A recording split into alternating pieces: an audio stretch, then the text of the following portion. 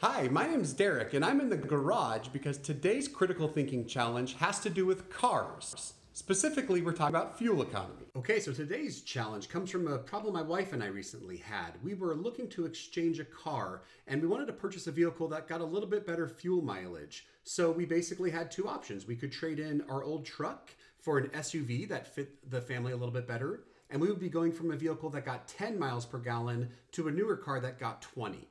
Or we could trade in my wife's sedan, a smaller car that got about 25 miles per gallon. We could trade that in for a newer hybrid that got 50 miles per gallon. So I want you, for today's challenge, to think about these options and decide for yourself. Think critically and think which one would save more fuel in the long run. Would option A, going from 10 to 20, option B, from 25 miles per gallon to 50, or there is an option C that they would save the same amount of fuel. Now, of course, I don't just want a simple A, B, or C answer here. In the Google form, submit your response and explain your reasoning. Tell me why you made the selection you did. Tomorrow, we will release the actual solution. And until then, happy challenge and thanks for participating.